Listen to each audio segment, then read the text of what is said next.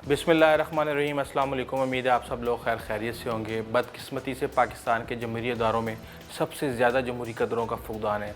पाकिस्तान की तमाम पॉलिटिकल पार्टियां सिवाय चंद पार्टियों के। मज़ीद तफ़सीलात से पहले इंतहाई माज़रत के साथ थोड़ी सी तकलीफ़ उठाएँ और सब्सक्राइब और घंटी यानी बेल आइकॉन को प्रेस कर दें ताकि हमारी मुलाकात के सिलसिले को कायम रखा जा सके और हमारी हर अपडेट आप तक सबसे पहले पहुँचे। बल्कि सिर्फ दो जमातें हैं जिनमें जमात इस्लामी और MQM शायद हो सकती है कि उसमें बादशाह और शाही घरानों के तौर पर जो है ना उनको नहीं बनाया गया। राजा ज़फ़रुल हक हो या रज़ा रब्बानी, एतज़ाज़ एहसन हो या कोई भी मोमर जो है ना सियासी नाम हो, सब मरियम और बिलावल के दरबार में आदाब बजाए खड़े भी होते हैं और बंदा देख रहा था कि यार ये क्या हो रहा है कि इन बच्चों के सामने जो है ना इनको हुक्मरान ख़ानदान का स्टेटस देकर किस तरीके से बड़े बड़े लोगों को ज़लील किया जा रहा है और इनको ख़ास मराद दी जाती हैं कि जी शाही ख़ानदान के बच्चे हैं। यही वजह है कि पाकिस्तान पर इसके क़याम से ही चंद शाही ख़ानदान जो है ना इक़्तिदार से मुंसलिक है और वही चले आ रहे हैं, उनके बच्चे, उसके बाद फिर उनके बच्चे, फिर उनके बच्चे। नून लीग की मरियम हो या पीपल्स पार्टी का बिलावल, ANP के असफंदियार वली हों या JUI के मौलाना फजलुर रहमान, सब अपनी अपनी पार्टियों के आकाओं के बच्चे हैं। ये सियासी जमातों को भी अपने बुज़ुर्गों की जागीर समझते हैं और प्रॉपर्टियों की तरह अपने बच्चों को आगे मुंतकिल कर दिया जाता है। ख़ुद वो कितने ही नालायक क्यों ना हो, सियासी विरासत का मफ़हूम ये है कि एक सियासी ख़ानदान या सियासी विरासत एक ऐसी फैमिली है जिसके ख़ानदान के बेशतर लोग इंतखाबी सियासत का हिस्सा हों। ये खूनी रिश्ते हो सकते हैं और शादियों के ज़रिए रिश्तेदार भी, और इसमें अक्सर नस्ल दर नस्ल सिलसिला शामिल होता है। मॉरिशस सियासत की एक मिसाल हम इस तरह भी दे सकते हैं कि भुट्टो ख़ानदान से जुल्फ़िकार अली भुट्टो, मुमताज़ भुट्टो, बेनज़ीर भुट्टो, नुसरत भुट्टो, गनवा भुट्टो, बिलावल भुट्टो, सारे भुट्टो जो है ना उस पार्टी के ऊपर हुक्मरानी कर रहे हैं और पीपल्स पार्टी की बाग दौड़ अब तीसरी नस्ल को मुंतकिल कर दी गई है। पहले बाप, फिर बेटी, फिर उसका बेटा। ज़रदारी फैमिली को आप देखें, हाकिम अली ज़रदारी, आसिफ अली ज़रदारी, फलियाल तालपुर, अज़रा पलीजो, मनव्वर तालपुर, सब पार्लियामेंट का जो है ना हिस्सा किसी न किसी टाइम में रहती हैं एट ए टाइम, और अभी भी 4-5 लोग इस ख़ानदान के पार्लियामेंट के अंदर हैं। शरीफ ख़ानदान को आप उठाएँ, नवाज़ शरीफ, शहबाज शरीफ, माशाल्लाह कलसूम नवाज़ को अल्लाह ताला जन्नत नसीब करे, वो भी पार्लियामेंट का हिस्सा बन गई अपनी वफ़ात से चंद कुछ अर्सा पहले। और हमज़ा शहबाज ले लें आप, मरीम नवाज़ भी तैयार हुई हैं और इनके दर्जनों रिश्तेदार जो है ना, एक वक्त में ऐसा भी हुआ कि 17 रिश्तेदार इनके सियासत में थे और तकरीबन 84 रिश्तेदार इनके मुख्तलिफ इदारों में टॉप पोजीशंस पे जो है ना बराजमान थे। तहरीक इंसाफ के बानी मॉरिशस सियासत से आज़ाद हैं, मगर इनकी पार्टी में मॉरिशस सियासत करने वालों की कमी नहीं है। परवेज़ खटक वफाकी वज़ीर हैं, इनके भाई लियाकत खटक सूबाई वज़ीर हैं।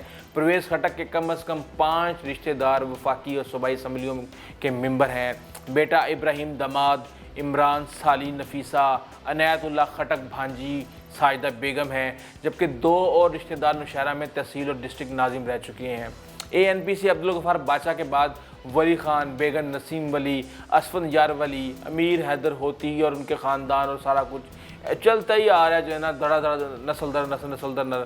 और अब आप देखें, आप जो मजहबी जमातों में आते हैं तो फिर देख के हैरानगी होती है आपको कि JUI में मौलाना मुफ्ती महमूद के बाद इनके बेटे मौलाना फजलुर रहमान, मौलाना अताउर रहमान, मौलाना लतीफ़ुर रहमान, मौलाना उबैदुर रहमान, सारे सियासत में जो है ना उसको एज ए प्रोफेशन ही मेरे ख्याल से तो डील किया जा रहा है। और क्या हो सकता है ये।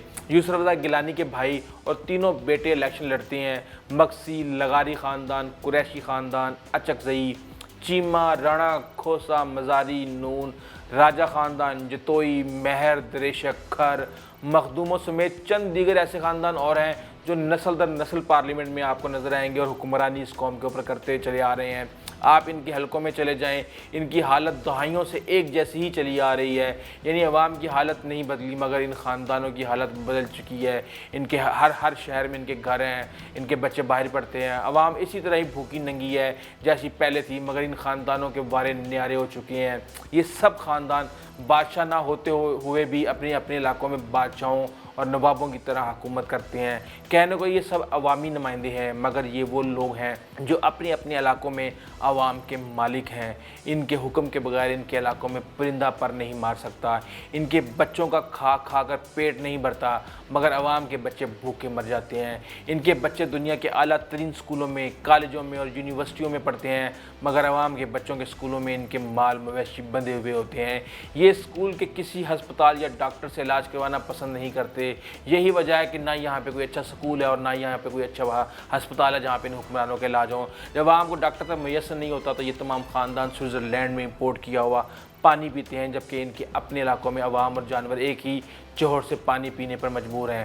ان کی اصلیت یہ ہے کہ آپ ملک کی دو بڑی سیاسی بادشاہتوں کو اٹھا کر آپ دیکھ لیں، شریف اور بھٹو، اگر ہم ان کی تاریخ پر نظر دوڑائیں تو دونوں نے ہی اپنے ابتدائی سالوں میں فوجی آمروں کی غلامی کر کے ان کے مفادات کا تحفظ کیا ہے، نہ کہ خود بلکہ سیاسی عروج حاصل کیا ہے انہوں نے۔ اس کے بعد ان دونوں سیاسی جماعتوں نے اپنے آقاؤں سے لڑائی کر کے اپنے سیاست کا آغاز کیا، آمروں کے ساتھ کہ سائے تلے یہ آئے اور اس کے بعد پھر انہیں سے پھڈا کر لیا، لیکن یہ ہمارا فرض ہے کہ ہم ان حکمران خاندانوں کے چشم و چراغ کو یاد کرواتے رہیں کہ انہیں یہ شاہی خاندان کا سٹیٹس آمروں کی وفاداری اور اپنی وفاداریاں فروخت کر کے ملا ہے۔ نون لیگ میں میاں نواز شریف، مریم نواز اور پیپلز پارٹی میں ساری طاقت کا مرکز آصف علی زرداری اور بلاول بھٹو کی ذات ہیں، یہ ہے ان کی جمہوریت۔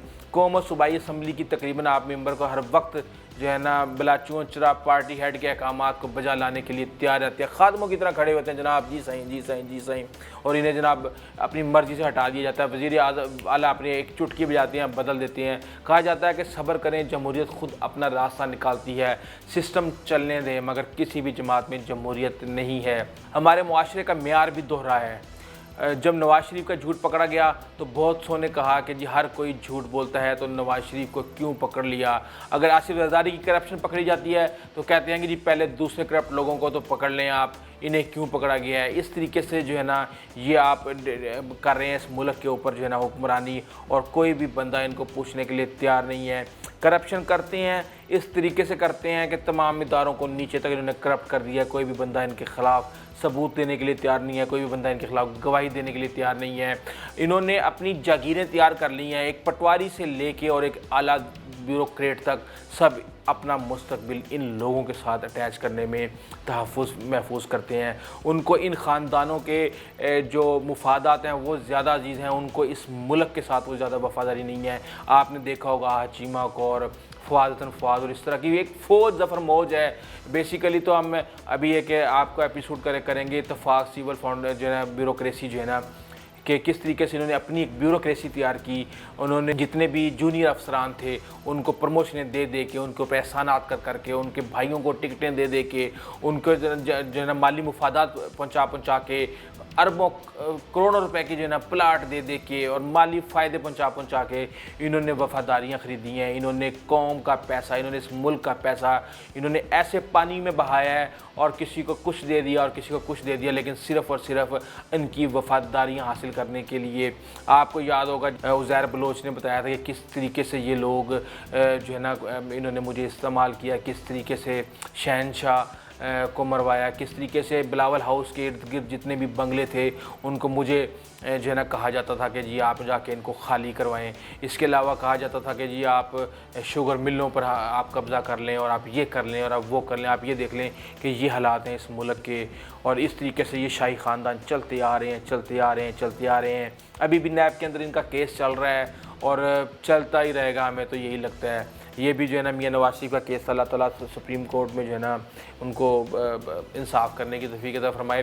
انہوں نے ہی پریشر ڈال کے نیب کے اوپر اور یہ جلد از جلد فیصلہ لے لیا۔ بیسیکلی نیب کورٹ کے اندر ججز کی کمی ہے، اس لیے کیس چلتا رہتا ہے، دو ہفتے بعد ان کی پیشیاں ہو رہی ہوتی ہیں، اس طرح تو سالوں سال لگ جائیں گے، فیصلہ نہیں ہوگا، اور پھر یہ آ کے کہہ دیں گے دیکھا ہمارے ساتھ تو سیاسی انتقام کیا گیا اور ہمیں تو سیاسی انتقام کا نشانہ بنایا گیا۔ ہمیں تو پہلے ہی ہم تو کہہ رہے تھے ہمارے خلاف تو کوئی کرپشن کے ثبوت ہی نہیں ہے، لیکن میں یہ سمجھتا ہوں کہ آج اسپیشل ججز ان کے لگا دی جائیں۔ ہیں جو ڈیلی بیسس پہ ان کی جو ہے نا کرپشن کی سماعت کریں اور ڈیلی بیسس پہ، تو 2 مہینے کے اندر آ جائے گا سارے کا سارا فیصلہ کہ کیسے یہ ٹیٹیاں لگوا کے کروڑوں اربوں پتی بنے ہوئے ہیں اور یہ شہزادے، ان کو شرم نہیں آتی۔ اللہ تعالیٰ ہمارے ملک عامی ناصر ہو۔ جانے سے پہلے انتہائی معذرت کے ساتھ تھوڑی سی تکلیف اٹھائیں، سبسکرائب اور گھنٹی یعنی بیل آئیکن کا بٹن دبا دیں تاکہ ہماری ملاقات کے سلسلے کو قائم رکھا جا سکے اور ہماری ہر اپڈیٹ آپ تک سب سے پہلے پہنچے۔ انٹل دا نیکسٹ ٹائم، اللہ حافظ۔